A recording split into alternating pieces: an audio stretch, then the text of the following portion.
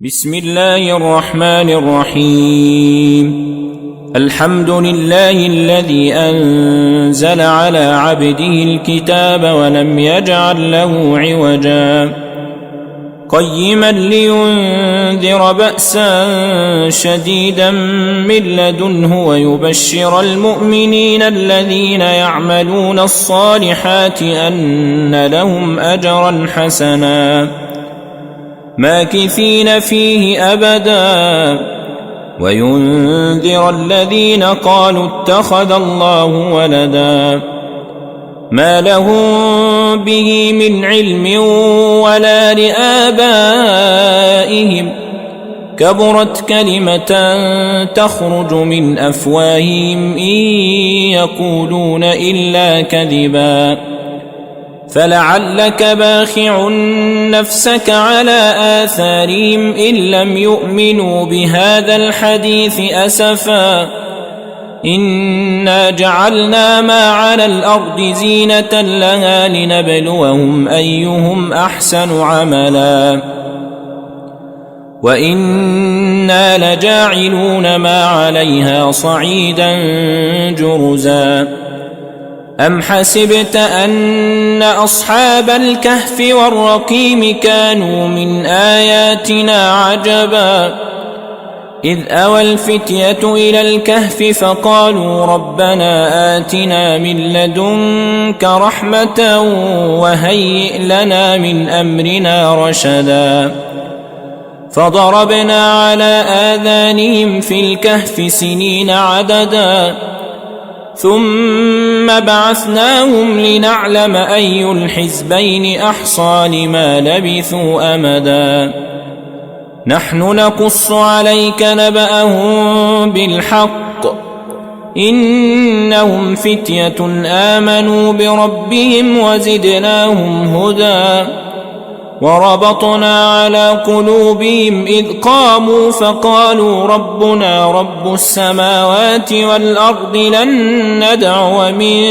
دونه إلها لقد قلنا إذا شططا هؤلاء قومنا اتخذوا من دونه آلهة لولا يأتون عليهم بسلطان بين فمن أظلم ممن افترى على الله كذبا وإذ اعتزلتموهم وما يعبدون إلا الله فأووا إلى الكهف ينشر لكم ربكم من رحمته ويهيئ لكم من أمركم مرفقا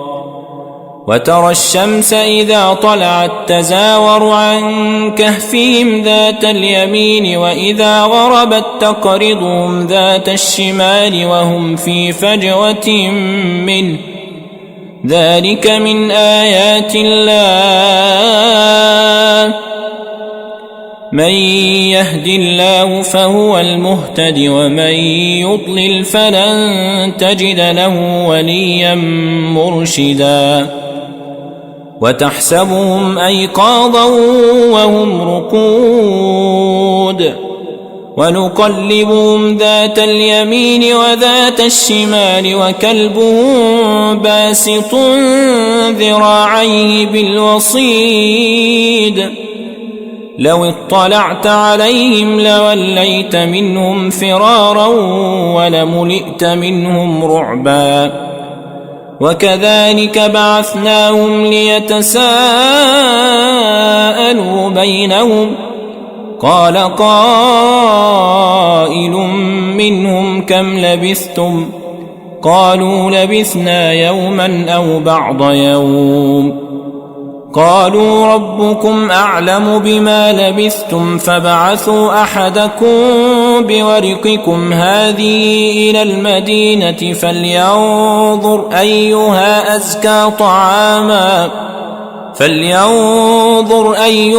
أزكى طعاما فليأتكم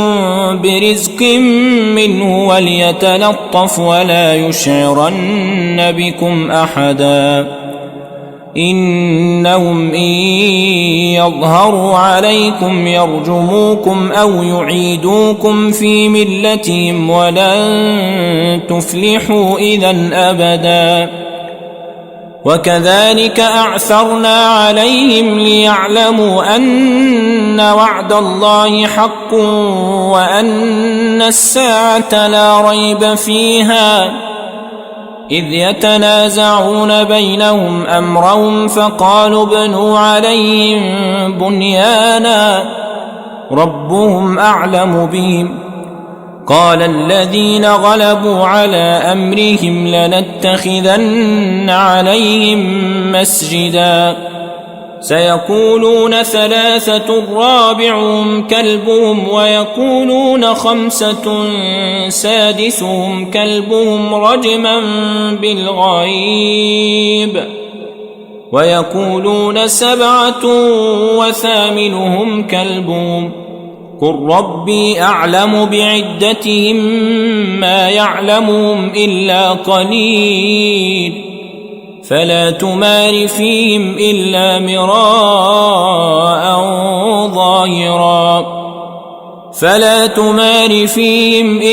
مراء ظاهرا ولا تستفت فيهم منهم أحدا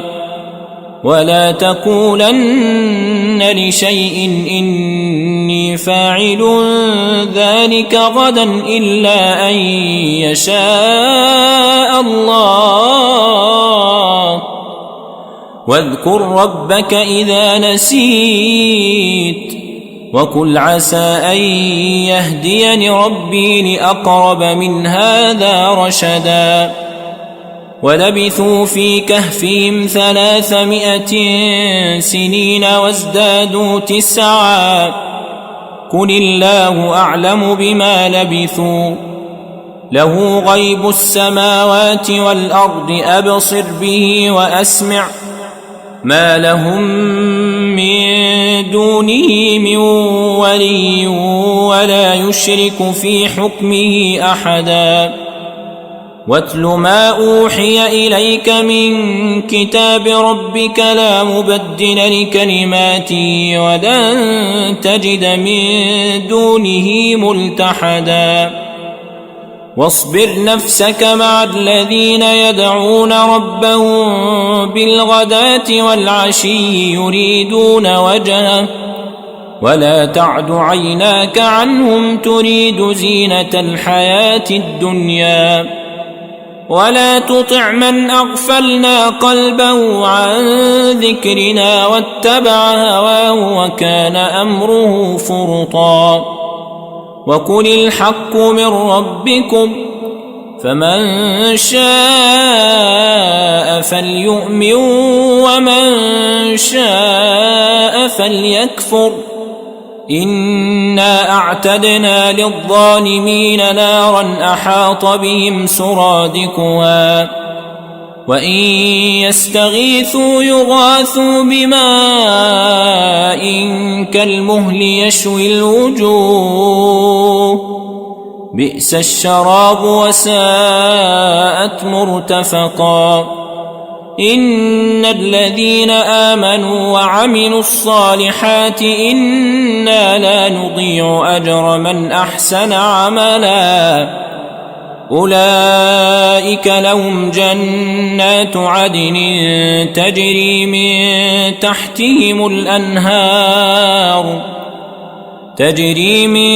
تحتهم الأنهار يحلون فيها من أساور من ذهب ويلبسون ثيابا خضرا من سندس واستبرق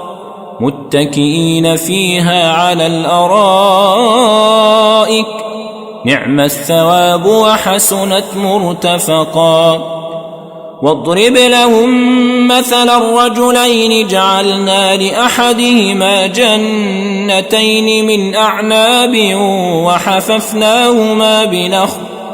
وحففناهما بنخل وجعلنا بينهما زرعا كلتا الجنتين آتت أكلها ولم تظلم منه شيئا وفجرنا خلالهما نهرا وكان له ثمر فقال لصاحبه وهو يحاوره أنا أكثر منك مالا وأعز نفرا ودخل جنته وهو ظالم لنفسه قال ما أظن أن تبيد هذه أبدا وما أظن الساعة قائمة ولئن رددت إلى ربي لأجدن خيرا منها منقلبا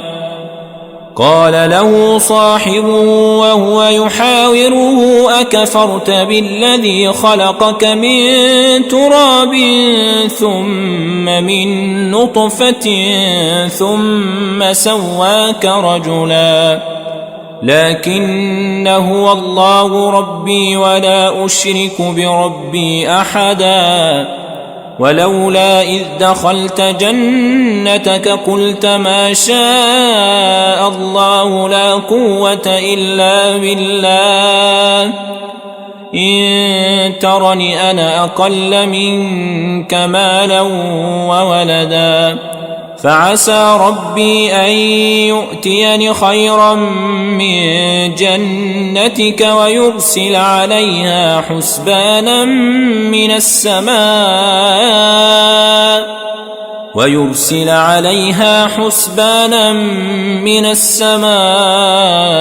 فتصبح صعيدا زلقا أو يصبح ماؤها غورا فلن تستطيع له طلبا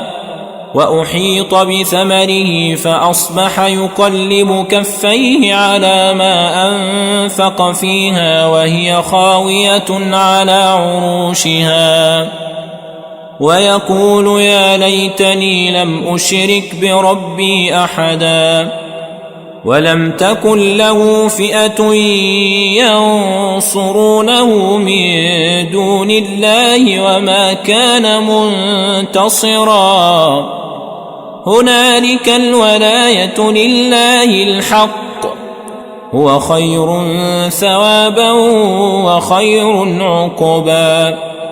واضرب لهم مثل الحياة الدنيا كماء إن أنزلناه من السماء فاختلط به نبات الأرض فأصبح هشيما تذروه الرياح وكان الله على كل شيء مقتدرا المال والبنون زينة الحياة الدنيا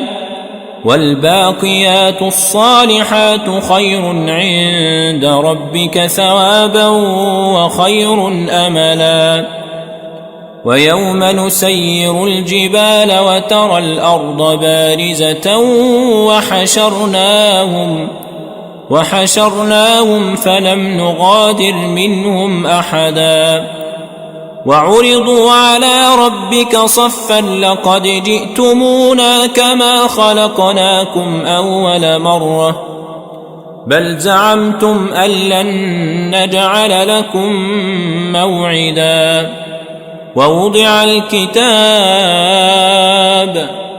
ووضع الكتاب فترى المجرمين مشفقين مما فيه ويقولون يا ويلتنا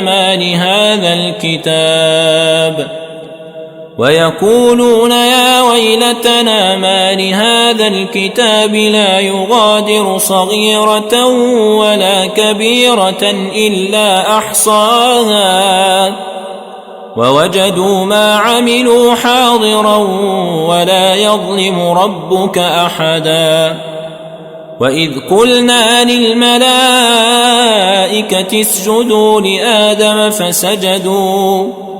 فسجدوا إلا إبليس كان من الجن ففسق عن أمر ربه أفتتخذونه وذريته أولياء من دوني وهم لكم عدو بئس للظالمين بدلا ما أشهدتهم خلق السماوات والأرض ولا خلق أنفسهم وما كنت متخذ المضلين عضدا ويوم يقول نادوا شركائي الذين زعمتم فدعوهم فلم يستجيبوا لهم وجعلنا بينهم موبقا ورأى المجرمون النار فظنوا أنهم مواقعوها ولم يجدوا عنها مصرفا ولقد صرفنا في هذا القرآن للناس من كل مثل وكان الإنسان أكثر شيء جدلا وما منع الناس أن يؤمنوا إذ جاءهم الهدى ويستغفروا ربهم إلا أن تأتيهم سنة الأولين أو يأتيهم العذاب قبلا وما نرسل المرسلين إلا مبشرين ومنذرين ويجادل الذين كفروا بالباطل ليدحضوا به الحق واتخذوا آياتي وما أنذروا هزوا ومن أظلم ممن ذكر بآيات ربه فأعرض عنها ونسي ما قدمت يداه إنا جعلنا على قلوبهم أكنة أن يفقهوه وفي آذانهم وقرا وإن تدعهم إلى الهدى فلن يهتدوا إذن أبدا وربك الغفور ذو الرحمة لو يؤاخذهم بما كسبوا لعجل لهم العذاب بل لهم موعد لن يجدوا من دونه موئلا وتلك القرى أهلكناهم لما ظلموا وجعلنا لمهلكهم موعدا وإذ قال موسى لفتاه لا أبرح حتى أبلغ مجمع البحرين أو أمضي حقبا فلما بلغا مجمع بينهما نسيا حوتهما فاتخذ سبيله في البحر سربا فلما جاوزا قال لفتاه آتنا غداءنا لقد لقينا من سفرنا هذا نصبا قال أرأيت إذ أوينا إلى الصخرة فإني نسيت الحوت وما أنسانيه إلا الشيطان أن أذكره واتخذ سبيله في البحر عجبا قال ذلك ما كنا نبغ فارتدا على آثارهما قصصا فوجدا عبدا من عبادنا آتيناه رحمة من عندنا وعلمناه من لدنا علما قال له موسى هل أتبعك على أن تعلمني مما علمت رشدا قال إنك لن تستطيع معي صبرا وكيف تصبر على ما لم تحط به خبرا قال ستجدني إن شاء الله صابرا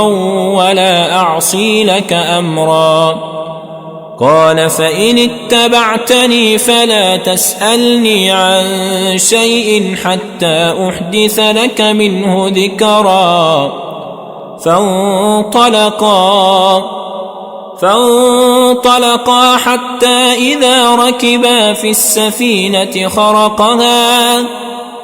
قال أخرقتها لتغرق أهلها لقد جئت شيئا إمرا.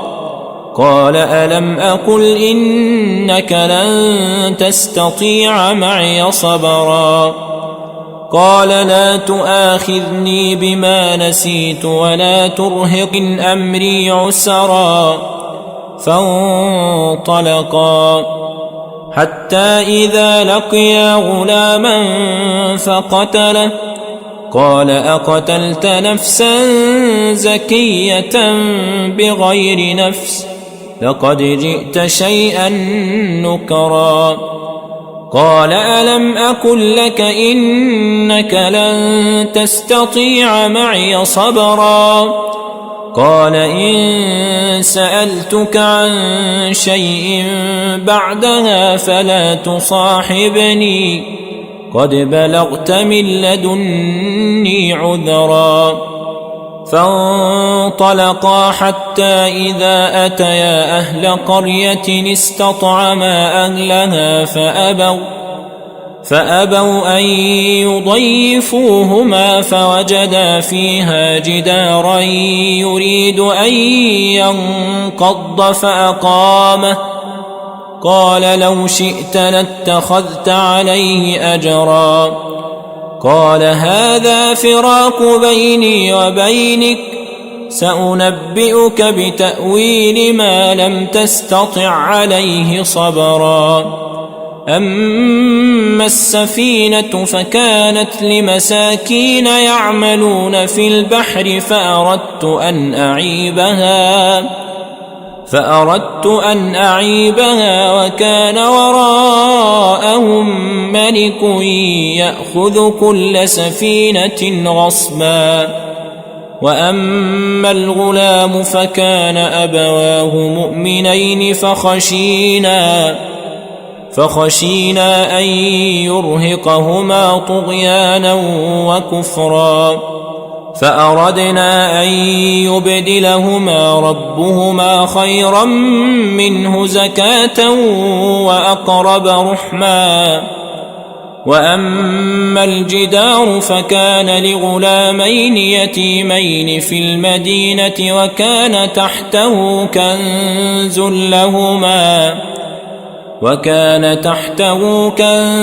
لهما وكان أبوهما صالحا. فأراد ربك أن يبلغا أشدهما ويستخرجا كنزهما رحمة من ربك وما فعلته عن أمري ذلك تأويل ما لم تسطع عليه صبرا. ويسألونك عن ذي القرنين قل سأتلو عليكم منه ذكرا. إنا مكنا له في الأرض وآتيناه من كل شيء سببا فأتبع سببا حتى إذا بلغ مغرب الشمس وجدها تغرب في عين حمئة ووجد عندها قوما. قلنا يا ذا القرنين إما أن تعذب وإما أن تتخذ فيهم حسنا. قال أما من ظلم فسوف نعذبه ثم يرد إلى ربه فيعذبه عذابا نكرا. وأما من آمن وعمل صالحا فله جزاء الحسنى وسنقول له من أمرنا يسرا. ثم أتبع سببا حتى إذا بلغ مطلع الشمس وجدها تطلع على قوم لم نجعل لهم من دونها سترا كذلك وقد أحطنا بما لديه خبرا ثم أتبع سببا حتى إذا بلغ بين السدين وجد من دونهما قوما لا يكادون يفقهون قولا قالوا يا ذا القرنين إن يأجوج ومأجوج مفسدون في الأرض فهل نجعل لك خرجا على أن تجعل بيننا وبينهم سدا قال ما مكني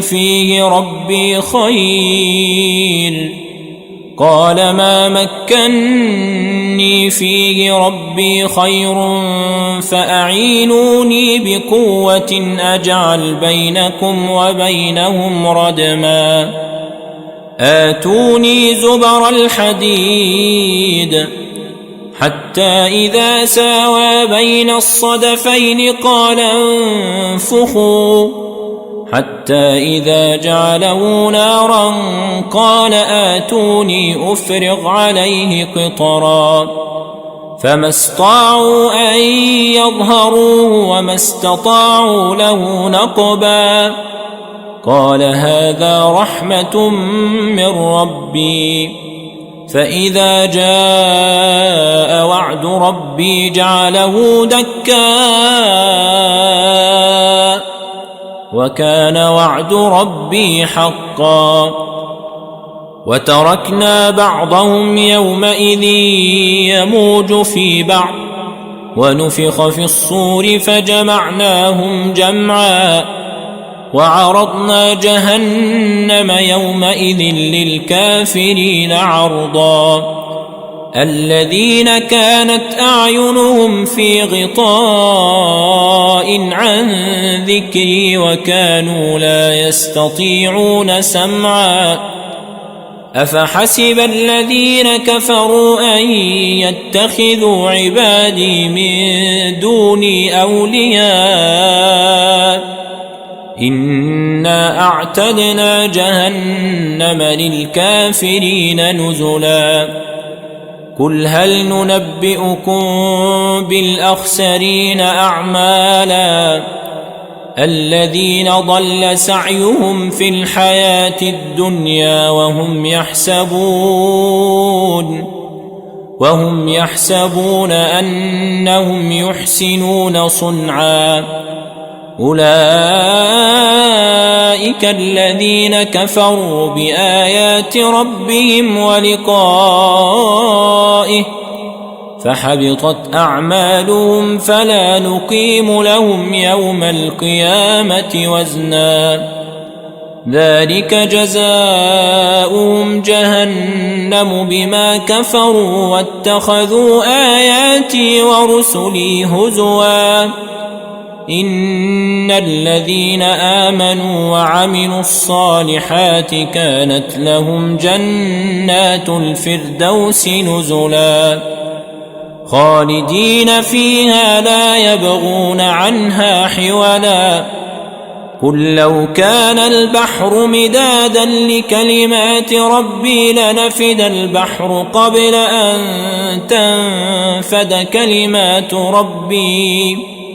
لنفد البحر قبل أن تنفد كلمات ربي ولو جئنا بمثله مددا قل إنما أنا بشر مثلكم يوحى إلي أنما إلهكم إله واحد فمن كان يرجو لقاء ربه فليعمل عملا صالحا ولا يشرك بعبادة ربه أحدا.